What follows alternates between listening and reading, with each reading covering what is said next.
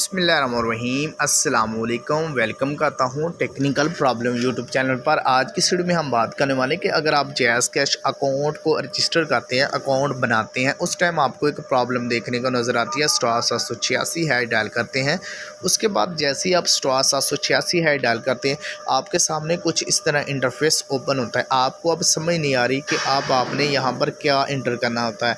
यहाँ पर आपको कहा जाता है कि डेट इशू, आपको नहीं पता कि डेट इशू किसे कहा जाता है। डेट ऑफ बर्थ एक होती है, एक डेट ऑफ इशू होती है। ये कहाँ पर लिखी होती है, इसको हम कैसे मालूम कर सकते हैं। अगर आप इसको मालूम करने का तरीका जानना चाह रहे हैं, वो भी इस वीडियो में मैं आपको गाइड कर दूंगा।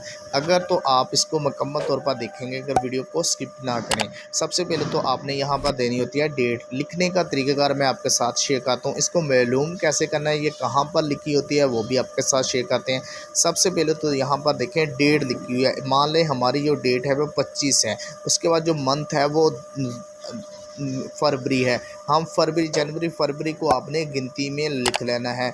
जैसे जनवरी 1 है, उसके बाद आपने 2 लिखना है। उसके बाद दूसरे नंबर पर देना है 2000, जो यानी कि 18। आपने डेट ऑफ बर्थ नहीं देनी। जब आप सेंड करते हैं तो आपको क्या एरर आता है, आपको कहा जाता है कि CNSE verify attend to accessibility, यानी कि अपनी एक्सेसिबिलिटी आप लाएं। यहाँ पर हम आते हैं। सबसे पहले तो अपने मोबाइल फ़ोन में मैं आपको सिखा देता हूँ डेट इशू किसे कहा जाता है। सबसे पहले तो मैं एक आपको फॉर एग्ज़ाम्पल के तौर पर एक चीज़ आपको दिखा देता हूँ। यहाँ पर देखें डेट ऑफ इशू, यानी कि डेट इशू जो आपको वहाँ पर लिखी होती है। ये आपके कहाँ पर लिखी होती है, ये आपके ID कार्ड के ऊपर जब आप गौर से देखें इंग्लिश वाले कार्ड डेट ऑफ इशू लिखी होती है 29 यहाँ पर देखें डेट इशू होती है जो 2020 यानी 2015 से ऊपर होगी। तो इस तरह डेट इशू उसे कहा जाता है। डेट ऑफ बर्थ जो नहीं है वो नहीं अपने टाइप करनी। और जो सादा कार्ड है उन पर लिखी होती है तरीके अज्जा। आपने तरीके अज्जा दिखनी होती है। जो सादा कार्ड उन्होंने तरीके अज्जा लिखी होगी आपके ID कार्ड के ऊपर, और जो इंग्लिश वाली कार्ड है वो डेट ऑफ इशू लिखी होती है। यहाँ से आपने दोनों चीज़ें नोट कर ली।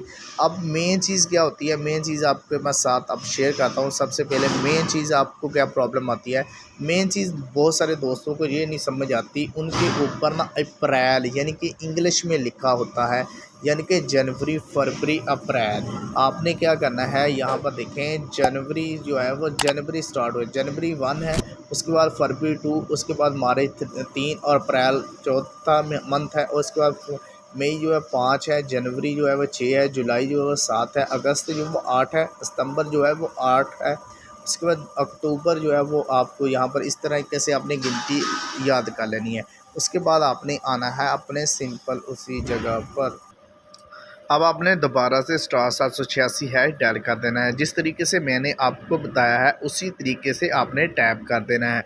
उसके बाद मेरा तो ऑलरेडी अकाउंट बना हुआ है, इसलिए मैंने आपको सिर्फ़ और सिर्फ समझाने के लिए ये वीडियोस को बनाया था। आप इस तरीके से इंशाल्लाह आपकी जो प्रॉब्लम है वो सॉल्व हो जाएगी। वीडियो अच्छी लग जाए तो वीडियो को लाइक करके चैनल को लाजमी सब्सक्राइब करें।